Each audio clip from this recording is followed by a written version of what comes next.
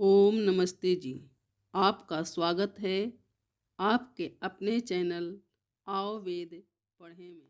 चतुर्थ समोल्लास। चतुर्थ समोल्लास का विषय है ब्रह्मचर्य आश्रम से गृहस्थ आश्रम में प्रवेश करना। अब तक हमने सत्यार्थ प्रकाश ग्रंथ की भूमिका तथा 3 समोल्लासों का अध्ययन किया। प्रथम समोल्लास में ईश्वर के 108 नामों का वैदिक व लौकिक स्वरूप, द्वितीय समोल्लास में बाल शिक्षा अर्थात संतानों का निर्माण तथा तृतीय समोल्लास में अध्ययन अध्यापन अर्थात पढ़ने पढ़ाने की विधि आदि विषयों पर हमारा विस्तृत ज्ञानवर्धन हुआ। अब चतुर्थ समोल्लास का अध्ययन करेंगे। इस समोल्लास का विषय है समावर्तन, विवाह और गृहस्थ आश्रम। तो चलें गृहस्थ आश्रम के कर्तव्यों पर विचार करते हैं। कुछ पाने के लिए धैर्य व उत्साह के साथ अपने लक्ष्य की प्राप्ति में लगे रहना होता है। चिंतन की धारा सदा सुपथ की ओर प्रवाहित रहनी चाहिए। इस वेद ज्ञान से लाभ तभी होगा जब हम ज्ञान प्रवाह की वाणी को आरंभ से अंत तक निरंतर सुनेंगे। याचक की प्रार्थना। हे ज्ञानवान भगवन, हमको भी ज्ञान दे दो, प्रज्ञारितम भरासी बुद्धि का दान दे दो। हे ज्ञानवान भगवन, हमको भी ज्ञान दे दो।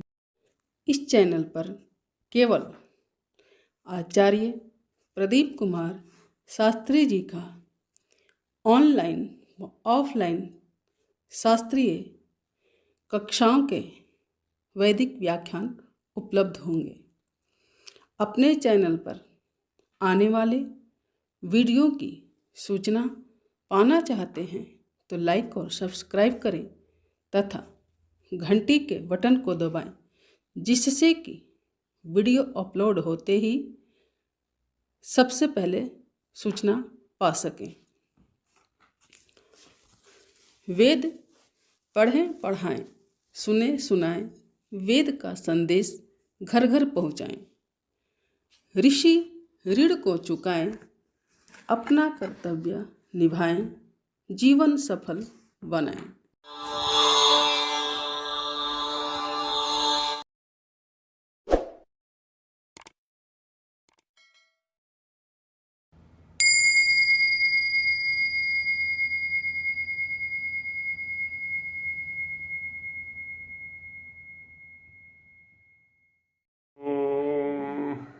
सहना भवतु सहनौ भुनक्तु सह वीर्यं करवावहै तेजस्विनावधीतमस्तु मा विद्विषावहै।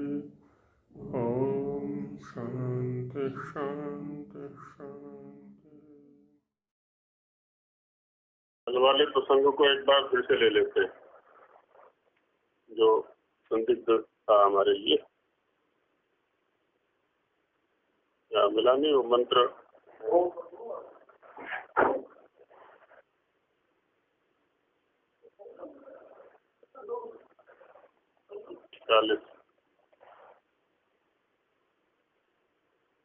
भूख लगाने की आदत हटा दीजिए। महात्मा जी की यही आदत है। पुस्तक का ये नाखून है, ऐसे रगड़ने बस ऐसे उठाना, हल्के से उठ जाता है। ये है ना, ये नाखून हल्का सा रगड़ेंगे तो ये कागज ऊपर आ जाएगा। ये नाखून रगड़ेंगे ना ऐसे। हाँ, यहाँ से ले लें चाहे यहाँ से ले लें, जैसा भी है, चाहे अंगूठा रगड़ लें चाहे नाखून रगड़ लें। हाँ हाँ, पेपर अलग है।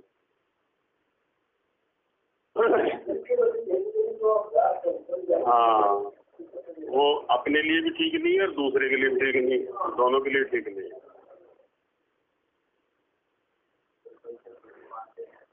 नहीं, वो भी है, दूसरा बीमारियों के भी संदेश रहता है। हमारा थूक इसमें लगा, वो दूसरे का भी लगा, तीसरे का भी लगा, उससे हमारा भी लगेगा, फिर वैसे बार बार नोटों में ऐसे ही होता है। हाँ, वो पानी रखते हैं तो वो ठीक रहता है, तो सावधानी रखें। हैं? हाँ,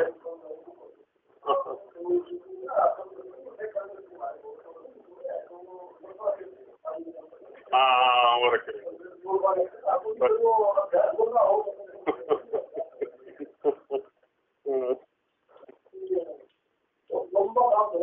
हाँ, अभ्यास बन जाता है,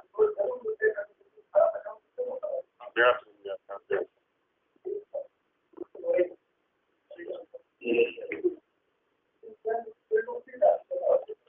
तो यहाँ जो प्रकरण चल रहा था हमारा नियोग वाला, अब एक तो स्वामी जी जैसा प्रवक्ता व्यक्ति है जिसको कि वाक्य विन्यास पर भी पूरा अधिकार है, मतलब ऐसा नहीं कोई नौसिखिया संस्कृत पढ़ा भी आया है, वो सिद्धांतों पर भी पूरी श्रद्धा भी है और पकड़ भी है। तो वह व्यक्ति एक पृष्ठ पीछे तो कह के आए कि 4 नियुक्त पति होते हैं या 4 नियुक्त स्त्रियां हैं, और वही व्यक्ति पृष्ठ पलटते ही कह दे कि 10 और 11 हो सकते हैं। तो ये क्या है ना, उसकी शैली के विरुद्ध है। भले ही वो व्यक्ति हमारे सामने नहीं है आज, लेकिन जो शैली है, अन्य ग्रंथों की भी शैली है, वो वाक्य का सिद्धांत भी हमें समझा रहा है कि वाक्य किसको कहते हैं, और वो स्वयं ही गड़बड़ कर बैठे। तो ये थोड़ा बुद्धिगम्य नहीं है। इसलिए क्या है, पीछे जो 45वें मंत्र का व्याख्यान किया है स्वामी जी ने कि 10 पुत्र और 11वां पति अथवा 11वीं पत्नी, है ना, ये रहा। हम 11वें शब्द को वहीं से उठा लेते हैं। 4 तो नियुक्त पति हो गए और 11वां, अब इसका मतलब ये नहीं है कि 1 2 3 माने प्रथम द्वितीय तृतीय चतुर्थ पंचम षष्ठ सप्तम क्रम से लेकर के 11वें तक पहुंचे हम। 11वें को हम एक संज्ञा शब्द के रूप में ले लेते हैं कि 11वां वो, जिसको हम 11वां कह के आए हैं या 11वीं कह के आए हैं, 4 ये प्लस 11वां वो। तो अच्छा, दूसरा क्या है, प्रश्न जो किया ना स्वामी जी ने ऊपर, उसको भी देखें। 4 तो नियुक्त पति होंगे ना, ये चर्चा करके आए, खूब विस्तार से चर्चा की है पीछे। वो तो विवाहित है, वो नियुक्त नहीं कहलाता, वो विवाहित है, उसको नियुक्त नहीं कहते। नियुक्त तो 4 है, ऐसे नियुक्त स्त्रियां 4 हैं, जो 5वीं है वो तो विवाहिता है। अच्छा, अब देखिए प्रश्न को पढ़िए फिर से। ये प्रश्न है ना, ये मंत्र से पहले जो प्रश्न है, पहले तो ये हो गया। अब यहाँ जो ये शब्द है ना, विवाहित नियुक्त, ये विवाहित नियुक्त एक नहीं है, यहाँ और शब्द होना चाहिए, विवाहित और नियुक्त। विवाहित तो एक ही है, विवाहित तो एक ही है, नियुक्त के विषय में शंका है हमें खाली, है ना। विवाहित, हाँ हाँ हाँ, नहीं वो तो वाक्य ऐसा होता है, और शब्द एक तो वाक्य के संयोजन का काम करता है, 2 वाक्यों को आपस में जोड़ता है, एक 2 पदों को आपस में जोड़ता है, तो दूसरा चाहिए हमें 2 पदों को जोड़ने के लिए। तो अच्छा, विवाहित के स्तर पर तो हमें कोई शंका नहीं है, नियुक्त के स्तर पर है शंका जो है वो। तो इसलिए आगे जो व्याख्या की है ना, वो भी विवाहित भी है और नियुक्त भी है, दोनों है वहां पर। तो विवाहित और नियुक्त पतियों का नाम क्या होता है? हाँ, तो आगे जो व्याख्या चल रही है ना, इनकी अलग अलग कर रहे हैं स्वामी जी वहां पर, है ना। क्योंकि जो विवाहित है वो नियुक्त नहीं है, इतना तो स्पष्ट है ना। जो नियुक्त है वो विवाहित नहीं है, इसका मतलब विशेषण विशेष से संबंध नहीं है इनका। ये निश्चित रूप से 2 पदार्थ अलग अलग है। या तो कोमा दे, कोमा भी जो है ना और के अर्थ को दे देता है, तो कोमा दे दें या तो। अच्छा, अब हाँ जी, हाँ बनेगी, अब आगे चलते हैं। अब हम क्या करेंगे ना, 11वां और 12वें शब्द को वहीं से उठाएंगे, वो जो 10 पुत्र और 11वां पति अथवा 11वीं स्त्री, 11वां और 12वां वहां से उठाएंगे, तब बात बनेगी। आप देखिए, हे स्त्री जो ते तेरा प्रथमा पहला विवाहित, तो विवाहित तो क्लियर है हमारे लिए कि जो पहला पति है वो विवाहित पति है। पति तुझको विविधे प्राप्त होता है, उसका नाम सोमः, सुकुमारता आदि गुणयुक्त होने से सोम। जो दूसरा नियोग से, अब यहाँ नियोग शब्द का स्पष्ट प्रयोग कर दिया है, विविधे प्राप्त होता है वह गंधर्व, एक स्त्री से संभोग करने से गंधर्व। जो तृतीय उत्तरा, 2 के पश्चात तीसरा पति होता है वह अग्नि, अत्युष्णता युक्त होने से अग्नि संजक। और जो तेरे तुरीय चौथे, ये हो गया चौथा, तो चौथे से लेके 11वां, अब 11वां शब्द हम यहाँ पर रूढ़ी वृत्ति में लेंगे, जिसको कि 11वां शब्द वहां से उठाया, क्योंकि यहाँ तो 11वें का कोई प्रसंग ही नहीं है। यदि 11वां उठाते तो 10 पहले गिनाने चाहिए थे इनको, वो गिनाए नहीं, 4 गिनाए हैं क्रम से, तो 11वां वहां से उठाएंगे। तो 11वें का वही अर्थ रहेगा जो वहां है, 11वें का यहाँ अर्थ नहीं बनेगा जो वहां कर चुके हैं 45वें मंत्र में। हाँ, 10 पुत्र और 11वां पति, 10 पुत्र और 11वीं पत्नी, है ना। अब वहाँ 11वां पति का मतलब ये नहीं कि 11 पति है, या ये 11वीं पत्नी का मतलब ये नहीं कि 11 पत्नियां हैं। हाँ, बस 10 पुत्रों के सापेक्ष, तो इन 11वें और 11वीं शब्द को वहां से उठाएंगे।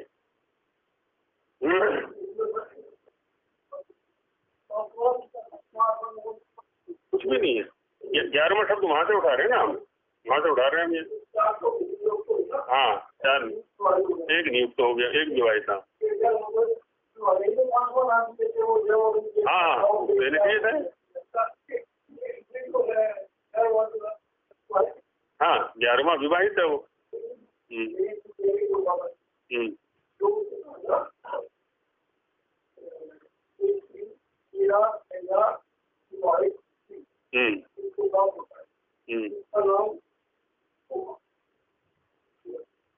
हाँ, इनकी शंका पकड़ गया मैं। अब यहाँ पर क्या हो रहा है, कुल मिला के 4 बैठ रहे हैं, मैंने 3 नियुक्त पति हो गए और 1 विवाहित हो गया, तो 11वां कहाँ से लाए, शंका ये करना चाह रहे हैं। नहीं, इनकी शंका ये है। हाँ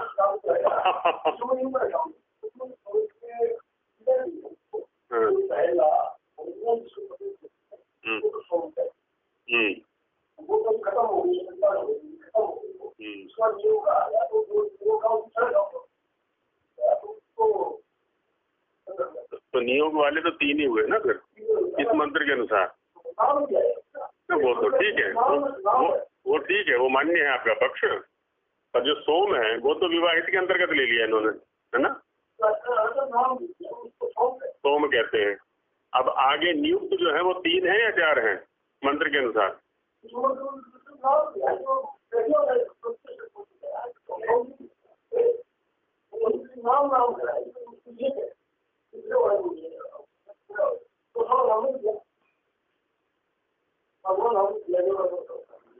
हाँ, लेकिन ये चौथा शब्द का प्रयोग कर दिया इन्होंने।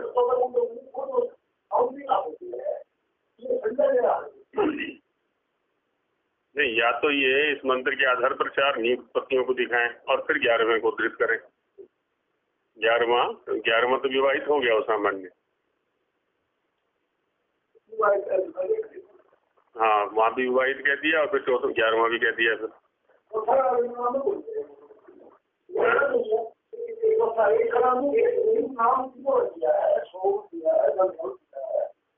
चौथे को नाम नहीं दिया कुछ।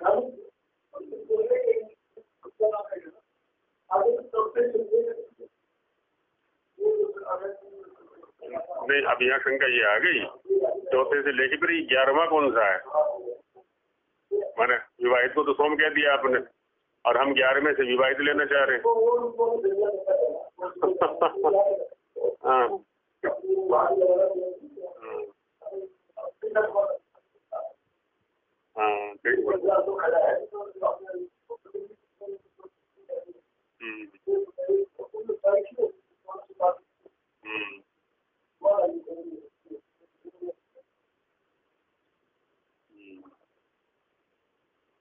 जैसे और भी देखे ना, जो और उन्होंने भी कार्य किया सत्यार्थ प्रकाश पर, तो उसमें भी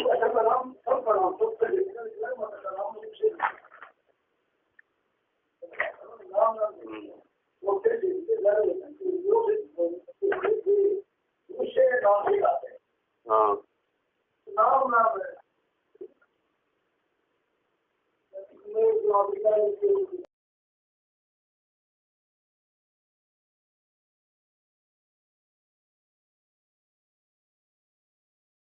जो इन्होंने संगति लगाई सुरेंद्र जी ने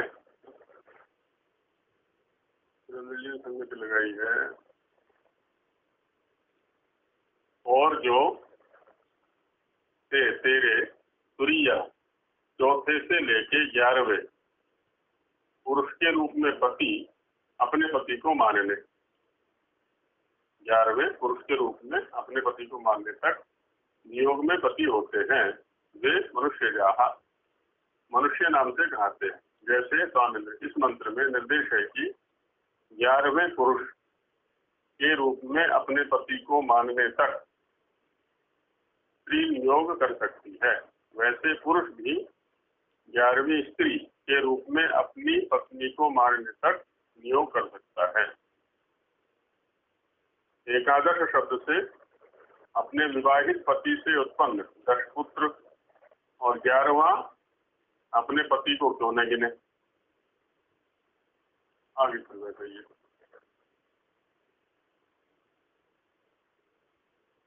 हाँ, संकरी नए रूप में और आगे ध्यान दीजिए। चलो इस पर और विचार करेंगे फिर।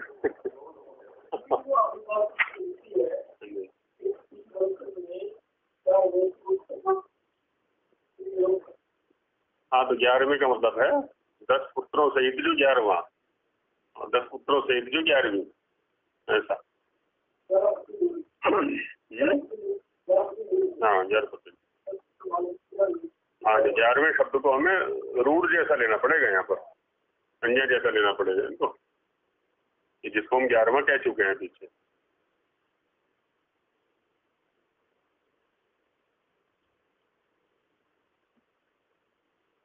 और जो इसमें ये विचार आदि का प्रसंग उठाते हैं लोग, अब होता क्या है कि जो चीज सर्वसम्मत होती है उसको अनुचित नहीं माना जाता। हाँ, प्रसिद्ध रूप से।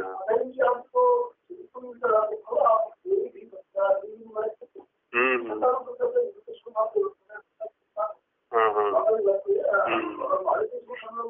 हाँ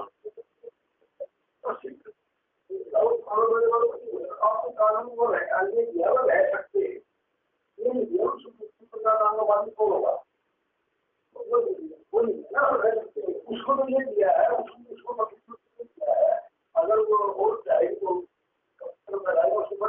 और वो वहाँ भी चाहेगा तो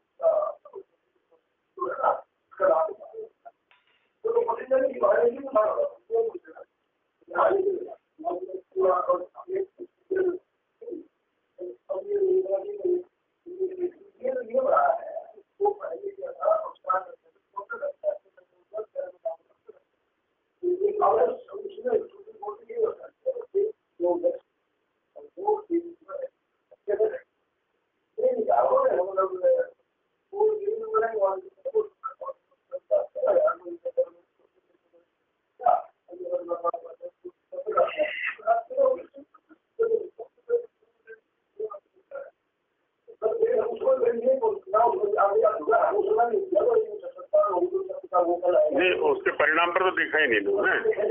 नहीं, ये देखे ना, इस व्यवस्था में और उस व्यवस्था में ये अंतर है। यहाँ तो केवल संतानोत्पत्ति के लिए कॉन्टेक्ट हो रहा है बस, वहाँ वासना प्रयुक्त है, वहाँ वासना के कारण से।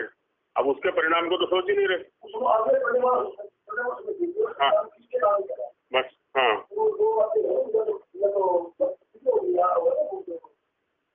नहीं, क्यों संभालेंगे वो संभालने वाले नहीं, जो वासना से प्रयुक्त होकर के दोनों जा रहे हैं, वो संतान को कोई नहीं संभालेगा उनमें। हाँ हाँ यही होगा, परिणाम यही होगा। हाँ, परिणाम यही होना है उसका। नहीं होगा। फिर आगे सावधान करते हुए कहते हैं कि ये जो नियोग है ना, ये आपद धर्म है, ये सामान्य व्यवस्था नहीं है। आगे श्लोक, इसको भी छोड़ देते हैं, इसको और थोड़ा विचार कर लेंगे। श्लोक आ रहे हैं ना देवराधवा, आगे मनु महाराज के श्लोक दिए हुए हैं, उसी पर श्लोक दिए। हाँ, देवराधवा सपिंडाधवा स्त्रिया सम्यग्नियुक्तया प्रदीक्षिताधिगंतव्या संतानस्य परीक्षये ज्येष्ठो यवीयसो भार्यां यवीयान् वागग्रज अग्रजस्त्रियम् पतितौ भवतो गत्वा नियुक्ता वक्यनापदी औरतः क्षेत्रजश्चैव इत्यादि। अब यहाँ जो चर्चा स्वामी जी महाराज करके आए हैं पीछे, वही मनु महाराज भी इस बात को स्थापित कर रहे हैं। इत्यादि मनु जी ने लिखा है कि कपिंड अर्थात पति की 6 पीढ़ियों में पति का छोटा व बड़ा भाई अथवा स्वजातीय तथा अपने से उत्तम जातिस्थ पुरुष से विधवा स्त्री का नियोग होना चाहिए। देवर या सपिंड कोई और हो, स्त्रिया सम्यक नियुक्तया प्रजेष्ठिताधिगंतव्य, ठीक है। परंतु जो वह मृत स्त्री पुरुष और विधवा स्त्री संतानोत्पत्ति की इच्छा करती हो तो नियोग होना उचित है। यदि संतान की इच्छा है तो ही नियोग है, नहीं है तो नहीं। और जब संतान का सर्वथा क्षय हो तब नियोग हो। माने 2 परिस्थितियां दे दी, एक संतान उत्पन्न ही नहीं हुई है, उनमें से किसी एक की मृत्यु हो गई है, अथवा संतान हुई लेकिन उसका क्षय हो गया, विनाश हो गया, मर गई हो। ऐसी परिस्थिति में जो आपत्काल अर्थात संतानों के होने की इच्छा न होने में तथा बड़े भाई की स्त्री से छोटे का और छोटे की स्त्री से बड़े भाई का नियोग होकर संतानोत्पत्ति हो जाने पर भी पुनः वे नियुक्त आपस में समागम करें तो पतित हो जाए, है ना। जो नियुक्त स्त्री अथवा नियुक्त पुरुष हैं वो संतानोत्पत्ति के पश्चात भी यदि मिलते हैं तो वो पतन का कारण है। अर्थात एक नियोग में दूसरे पुत्र के गर्भ रहने तक नियोग की अवधि है। वो तो जो सामान्य विवाहितों के लिए है वो इनके लिए भी। इसके पश्चात समागम न करें।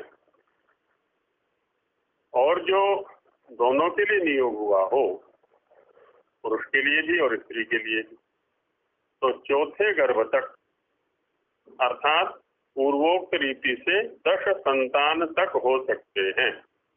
अब यहाँ पर फिर उसी को, अब ये बीच वाला कैसे उचित हो सकता है, संभव ही नहीं है वो।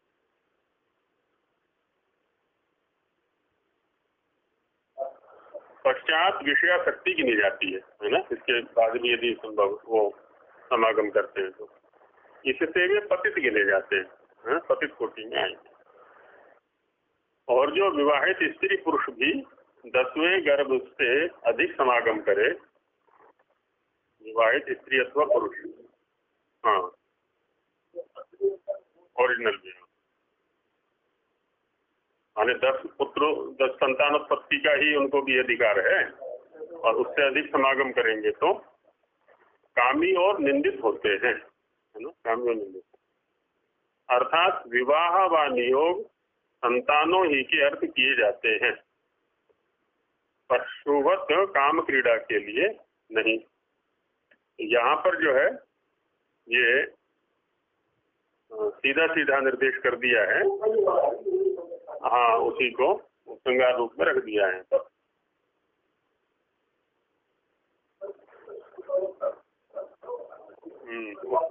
उसी को कह रहे हैं।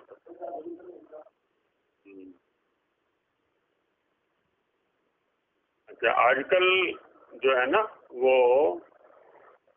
अखबारों के माध्यम से आजकल के जो ये विज्ञानी लोग हैं वो अध्ययन प्रस्तुत करते रहते हैं कि जो महीने में मिलते हैं या 15 दिन पर मिलते हैं उनको हार्ट अटैक का जो वो है, हाँ वो कम है। है ना, आदि आदि उसमें वो अध्ययन करते रहते, लेकिन उसके अध्ययन बदलते भी रहते हैं फिर वो तो।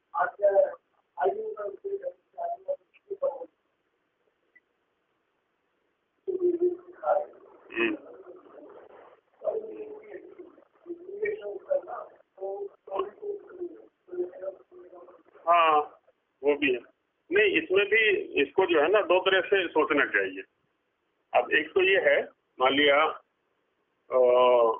किसी का होता है स्खलन, अब उसको टेंशन दे दी जाए, ये बड़ी गंभीर बीमारी है, तो ये है तो वो है, वो बेचारा चिंता चिंता में जो है ना और अधिक उसको होने लगेगा, है ना। तो एक तो ये है कि युवावस्था में ये स्वाभाविक सा है, वो महीने में या 2 महीने में उसको ज्यादा टेंशन का विषय नहीं बनाना चाहिए।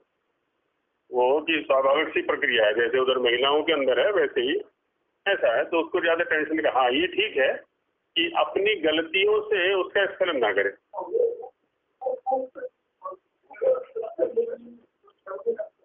हाँ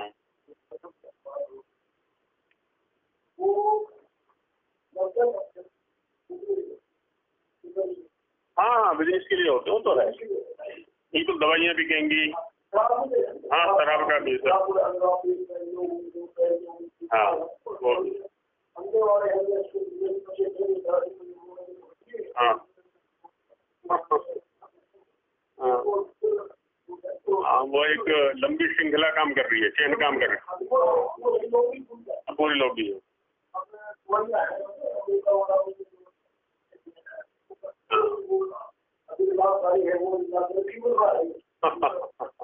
हाँ बिजनेस बिजनेस वो तो है, ये तो है।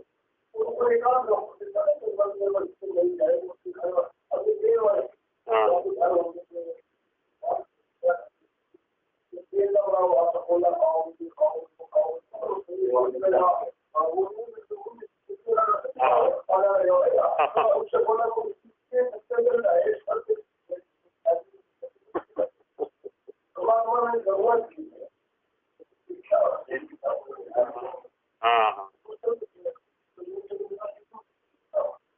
हाँ, तो इनसे ज्यादा प्रभावित मैं तात्कालिक स्थितियों के अनुसार ज्यादा सोचता है आज का जो है ना वो, कि भाई साथ साथ नहीं पढ़ेंगे तो ये डिप्रेशन में चले जाएंगे, इसलिए एक लड़का बैठा हो, एक लड़की बैठा हो, एक लड़का बैठा हो, तो उसे डिप्रेशन में नहीं जाएंगे। लेकिन इसका दुष्परिणाम क्या होगा, हैं?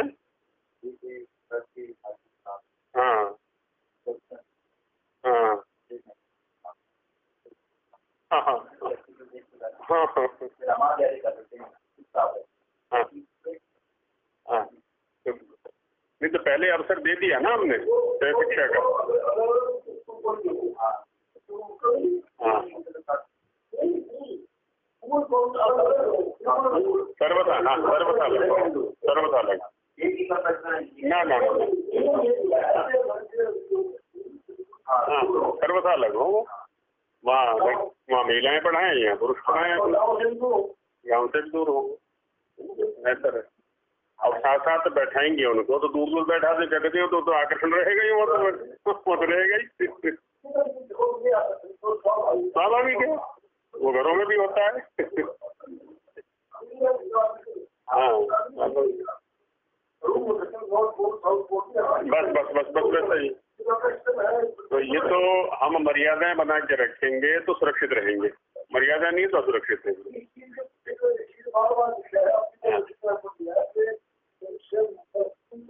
हाँ हाँ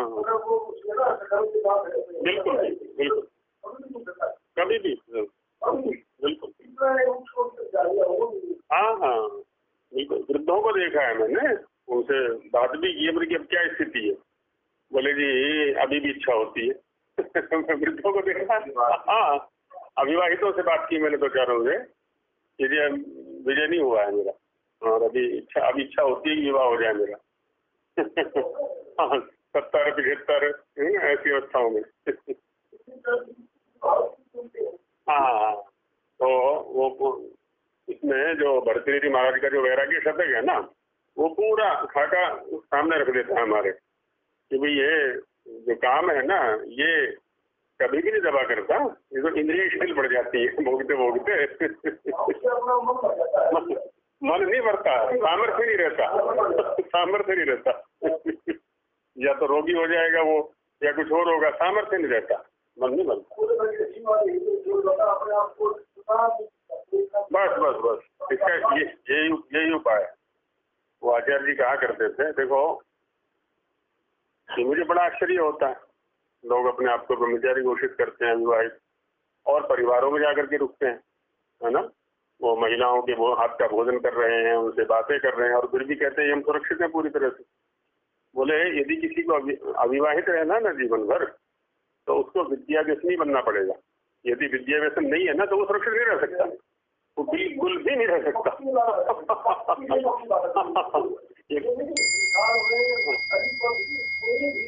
हाँ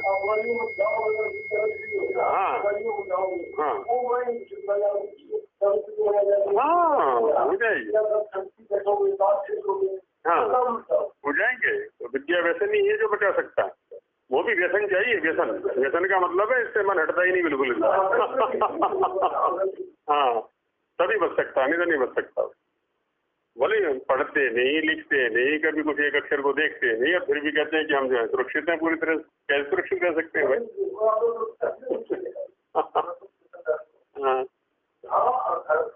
हाँ वो दिखता ही नहीं, वो क्यों फिर नहीं दिखा करता कुछ भी। हाँ वो दिखेगा ही नहीं, कुछ दिखेगा ही नहीं, वो मस्तिष्क ही ऐसा बन जाएगा कि इसके अलावा कुछ दिखेगा ही नहीं दुनिया में। नहीं, हाँ पता नहीं चलेगा। हाँ तो पागल बनना पड़ेगा, पागल बन के, हाँ उसी से सुरक्षित रहता है।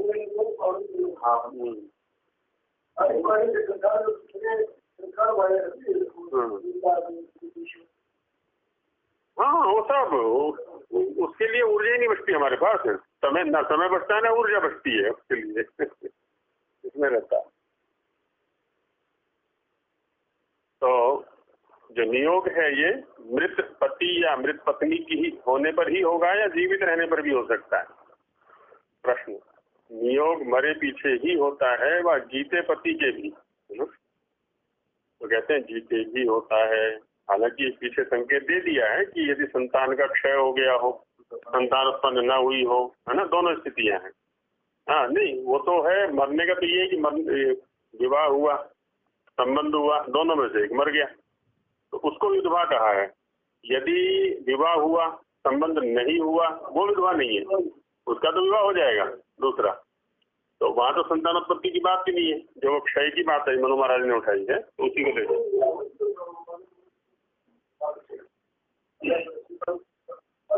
हाँ वही वही वही, हाँ हाँ माने बंध्यात्व तो आ गया, उसमें बांझपन आ गया कोई से में।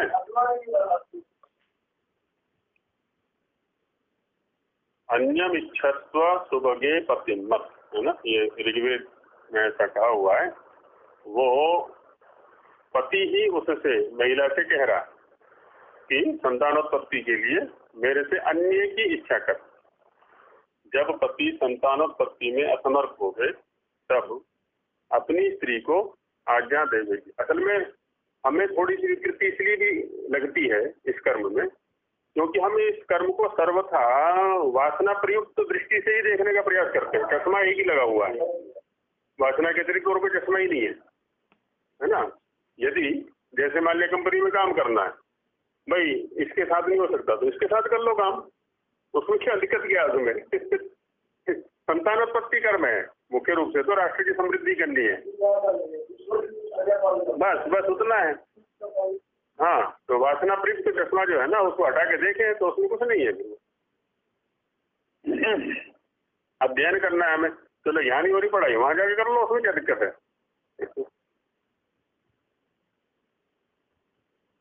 जब पति संतानोत्पत्ति में असमर्थ हो गए, और यहाँ भी चर्चा आरंभ से लेकर अब तक संतानोत्पत्ति ही केंद्र में है, और कोई कर्म है ही नहीं यहाँ पर, तब अपनी स्त्री को आज्ञा देवे कि हे सुभगे, सौभाग्य की इच्छा करने हारी स्त्री, तू मत मुझसे अन्य दूसरे पति की इच्छा कर, क्योंकि अब मुझसे संतानोत्पत्ति की आशा मत कर, है ना, वो मेरे में सामर्थ्य नहीं है। अच्छा, 8 तब स्त्री दूसरे से नियोग करके संतानोत्पत्ति करे, परंतु उस विवाहित महाशय पति की सेवा में तत्पर है। पति तो वही कहलाएगा उसका, है ना, जो विवाहित है, जीवित है।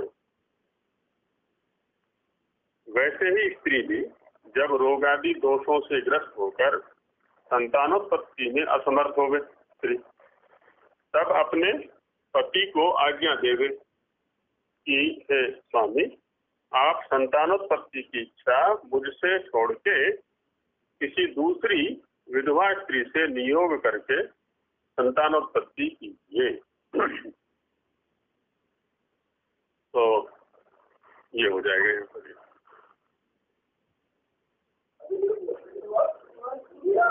विधवा नहीं है तो जीवित है। आगे आ रहा है, जैसा कि आ रहा है। हाँ, विधवा से।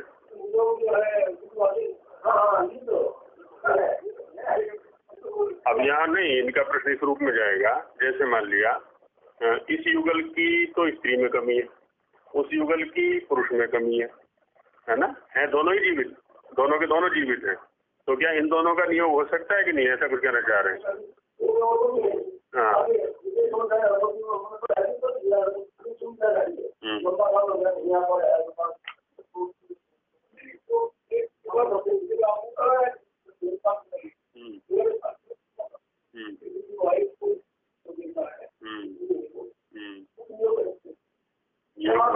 हाँ, वही तो हुआ ना, वो भी विवाहित है, ये भी विवाहित है, ये भी दोनों जीवित हैं, वो भी दोनों जीवित हैं। एक मिनट, वो तो ठीक है इनका प्रश्न। हाँ हाँ जी, हाँ जी,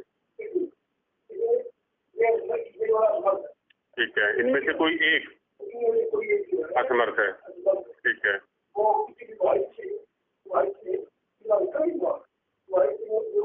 विवाहित माने वो दोनों समर्थ हैं उनमें से। अच्छा, ये एक तीसरा पक्ष बन सकता है, ये कहना चाह रहे हैं कि ये युगल है, इनमें से कोई एक असमर्थ है, जबकि वो जो युगल है वहाँ दोनों समर्थ हैं, है ना। तो इनमें जो असमर्थ है, क्या उससे नियोग हो सकता है कि नहीं हो सकता?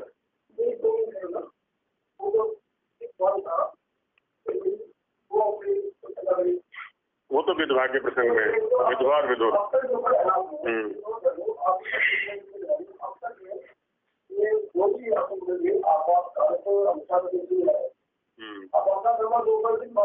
केवल विधवा और विधुर, बस बस, आप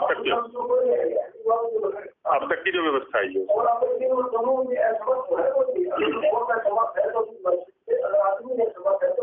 विधुर। हाँ,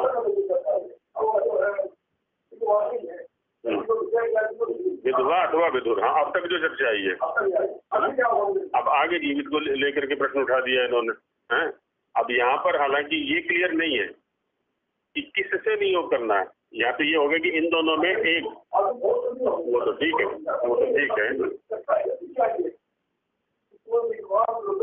ना ना ना, वो तो स्पष्ट है, वो तो है, वो तो है।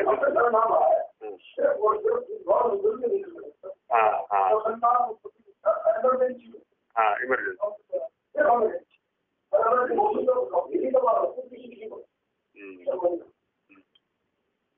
जैसे स्वामी, हाँ, तो ये हो गया। जैसा कि पांडु राजा की स्त्री कुंती और माद्री आदि ने किया, है ना, उन्होंने भी नियोग करके संतान उत्पत्ति की। और जैसा व्यास जी ने चित्रांगद और विचित्र वीर्य के मर जाने के पश्चात उन अपने भाइयों की स्त्रियों से नियोग करके अंबिका में धृतराष्ट्र और अंबालिका में पांडु और दासी में विदुर की उत्पत्ति की इत्यादि इतिहास भी इस बात में प्रमाण है ना। तो वहां भी नियोग का रहा, हालांकि वो अपने खानदान के थे। अच्छा, दूसरा वो आ रहा है दिवांगड़ जी कह रहे थे ना कि लंबे समय के लिए बाहर चला गया है, वो प्रवास पर चला गया है। जो प्रोषितो धर्म कार्यार्थम प्रतीक्षोष्टौ नरा समाह, 8 वर्ष तक प्रतीक्षा करें उसकी। विद्यार्थम षट यशोर्थम व कामार्थम त्रिंस्तु वत्सरान वन्ध्याष्टमे भी वेद्याब्दे दशमे तो मृत प्रजा एकादशे स्त्री जननी सद्यस्वप्रियवादिनी। कहते हैं कि विवाहित स्त्री जो विवाहित पति धर्म के अर्थ प्रदेश गया हो, माने किसी कार्य धर्म कार्य से बाहर गया है वो, तो 8 वर्ष। विद्या और कीर्ति के लिए गया हो, है ना, विद्यार्जन के लिए अथवा कीर्ति के लिए, तो 6 वर्ष।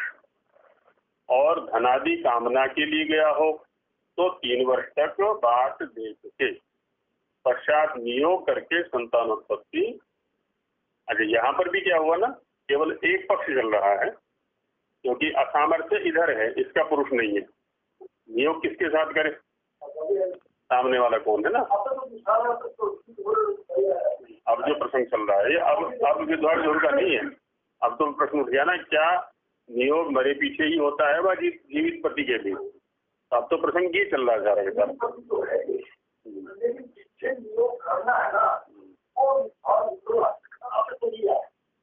वो तो हाँ,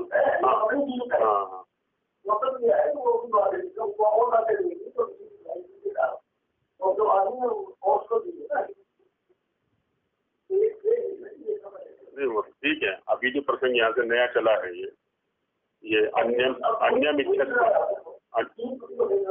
जीवित पति वाला, हाँ जीवित पति वाला। अब यहाँ पर जो है ना, ये क्लियर नहीं है कि जिससे नियोग करना है उसकी स्थिति क्या है। नहीं है, कौन से में? अच्छा, ये वाला।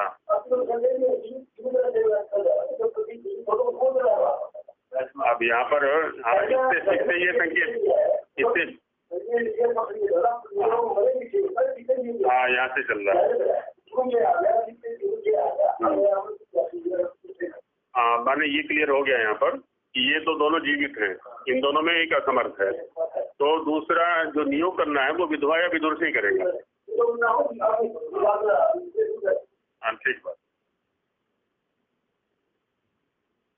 तो पश्चात नियोग करके संतानोत्पत्ति कर ले। जब विवाहित पति आवे तब नियुक्त पति छूट जावे।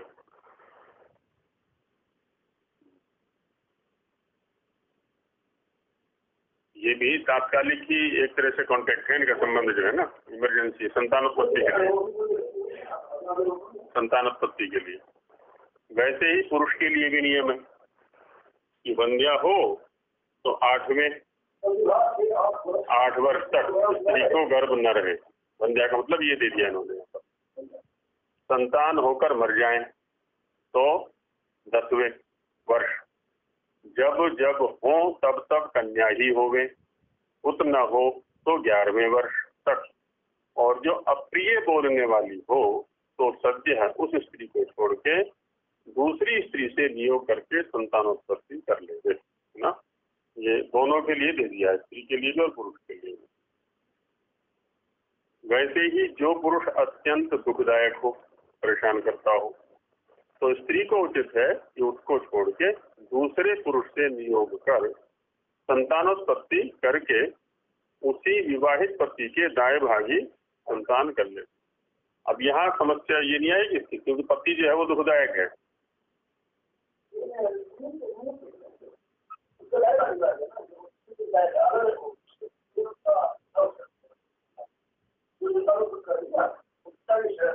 ना वो तो ठीक है, पति क्या है, दुखदायक है यहाँ पर। अब उसके वंश को चलाने के लिए इसने दूसरे से नियोग किया है, तो आगे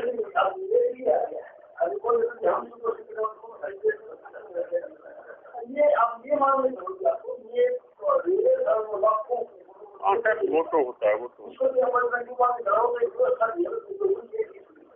नहीं। अनेक प्रसंग ऐसे भी देखें होता क्या है, मगर ये चीज होती है। कोई भी सिद्धांत केवल इसलिए मान्य नहीं होगा क्योंकि ये वेद में कहा है, हमें उसे व्यावहारिक धरातल पर उतारना पड़ेगा, ठीक है नहीं। जब तक वो व्यावहारिक धरातल पर या बुद्धिगम्य नहीं होगा, केवल वेद का होने से मान्य नहीं हो सकता। ठीक बात है ना। अब यहाँ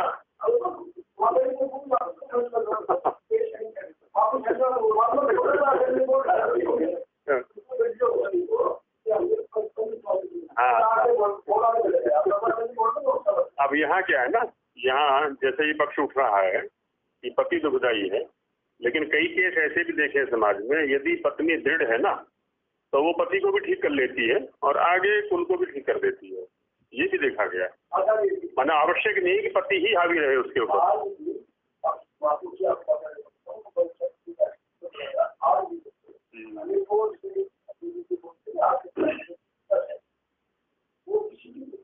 हाँ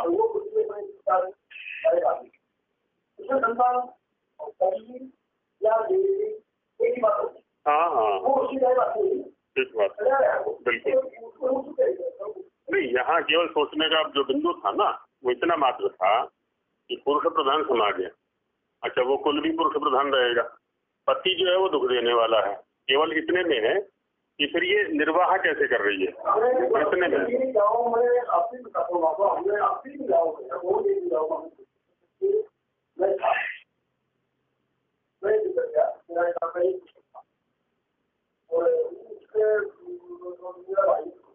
हाँ, उसके बैठा दिया।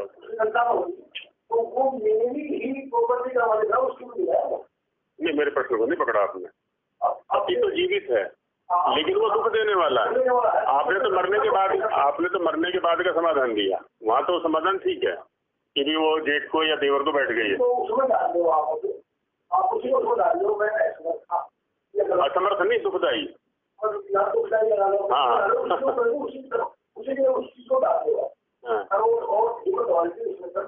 हाँ, वही कह रहा हूँ ना, हिम्मत वाली होती है।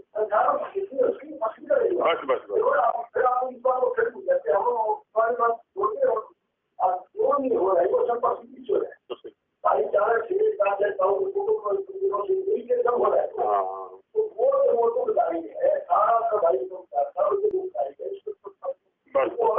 हाँ, बेदखल हो जाएगा।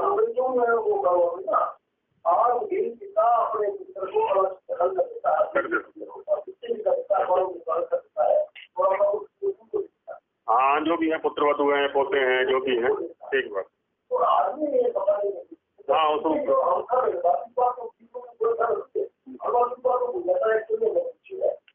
हाँ, हर एक सर्वसम्मति से हो रहा है। ये नहीं कि अकेले जाके कर लिया, केवल व्यक्ति की इच्छा से नहीं, पूरे खानदान की इच्छा से हो रहा है। ठीक बात, संतान कर लेंगे।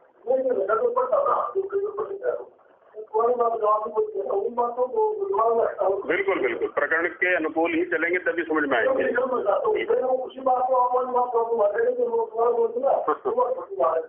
हाँ, आपद धर्म है और सर्वसम्मति है। हाँ, ठीक बात, सर्वसम्मति है। हाँ, सर्वसम्मति में तो अपने आप दब जाएगा वो। बस बस बस बस। हाँ, अकेले स्तर पर विचार भी ना जा सकता, यदि वो अकेले ही करेगी या अकेला ही करेगा ना। हाँ, कोई विचार होगा तो विचार। ठीक बात। इत्यादि प्रमाण और युक्तियों से स्वयंवर विवाह और नियोग से अपने अपने कुल की उन्नति करे, है ना। और ये तो स्वयंवर विवाह को बताया या फिर इसको बताया। जैसा औरस अर्थात विवाहित पति से उत्पन्न हुआ पुत्र पिता के पदार्थों का स्वामी होता है ना, अपने रक्त रज से उत्पन्न जो है, वैसे ही क्षेत्रज अर्थात नियोग से उत्पन्न हुए पुत्र भी मृत पिता के दायभागी होते हैं। तो वैसे ये भी दायभागी उन्हें बराबर का हिस्सा इसका भी रहेगा। वो तो गोद लिया होता है, उसका भी रहता है, मैंने जैसे भी है वो अपने कुल में आ गया तो उसका हिस्सा बराबर ही रहेगा। हाँ हाँ,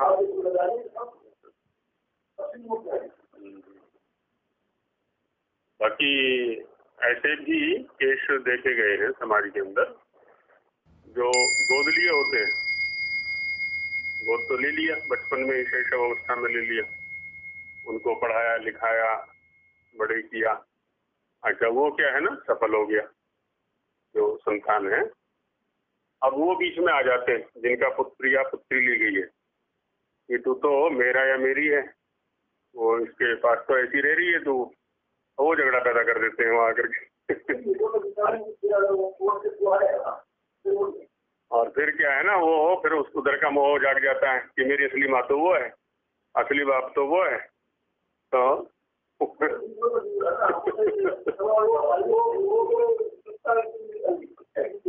हाँ हाँ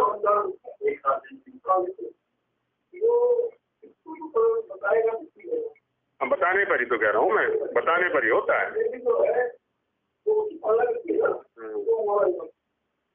ये आप सब जानते हैं वीरांगना, इन्होंने अपनी वो लड़की थी, अपनी बहन की लड़की ले रखी थी, तो इसके साथ यही हुआ। बाद में बड़ी दुखी हुई है, मन के दुखी किस लिए होना, चलो छोड़ो अपने, जब उसकी थी उसके पास चली गई अपनी। चौहान नहीं थी उर्मिला चौहान, उसकी जो उसके पास जो लड़की थी वो उसकी बहन की थी।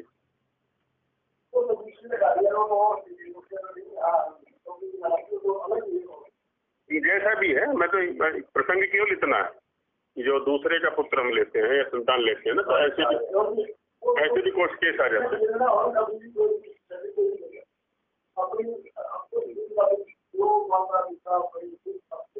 हाँ हाँ वो भी होते, वो भी छोड़ के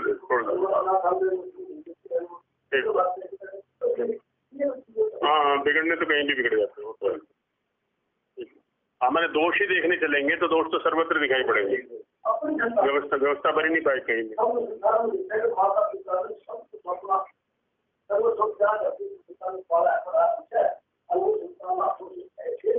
हाँ हाँ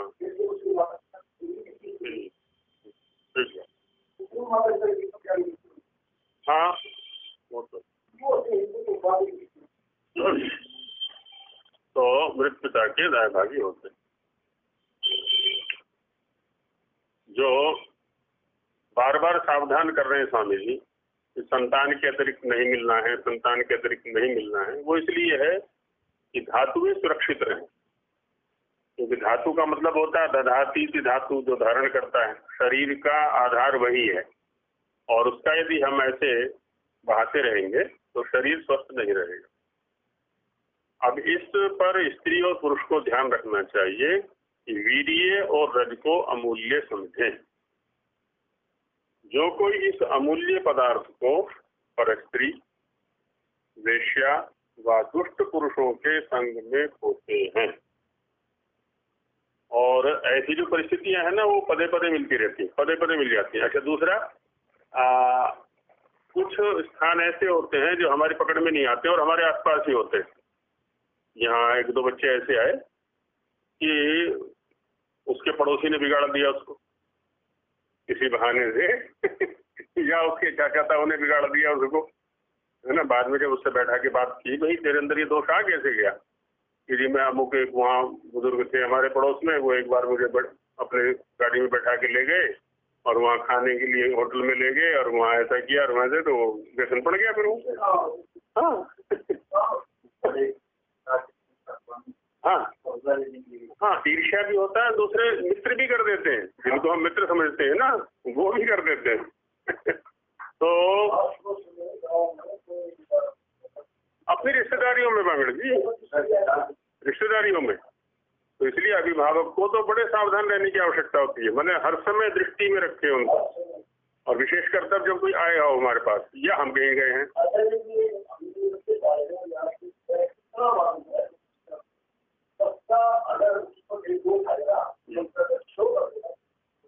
हाँ हाँ उसका व्यवहार पता,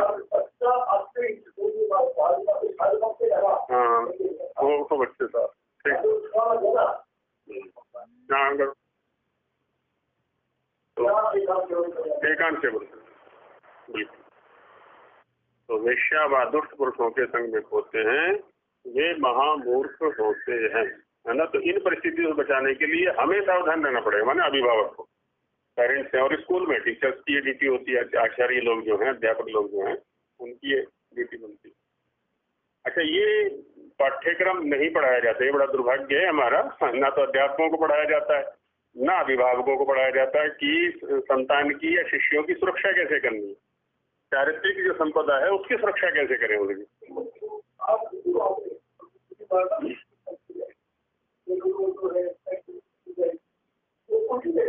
हाँ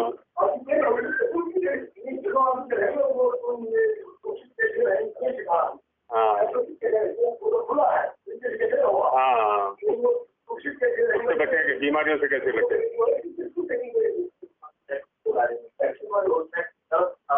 हाँ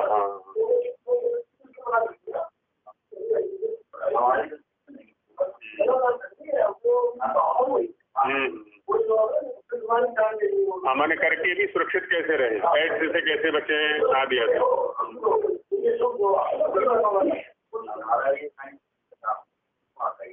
हाँ जी, हाँ जी, हाँ हाँ हाँ,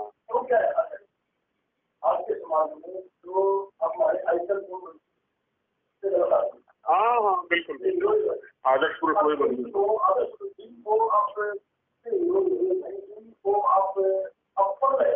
हाँ, बस बस बस वही ये हैं, क्रिकेट वाले हैं।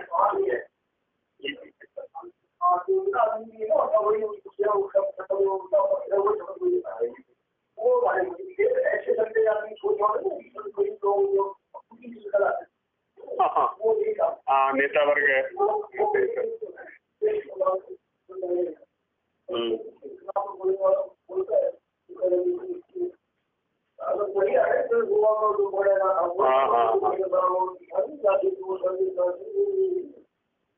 क्योंकि जो किसान व माली मूर्ख होकर भी अपने खेत व वाटिका के बिना अन्यत्र बीज नहीं बोते।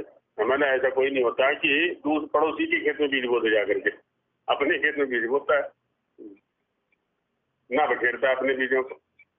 जो कि साधारण बीज और मूर्ख का ऐसा वर्तमान है ना, मतलब किसान को कह रहे हैं, अनपढ़ व्यक्ति को कहना चाह रहे हैं।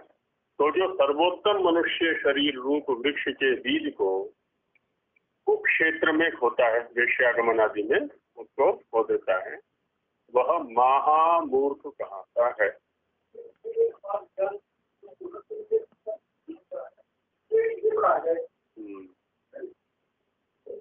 क्योंकि उसका फल उसको नहीं मिलता, है ना, फल तो मिलने वाला है नहीं कुछ भी। सहना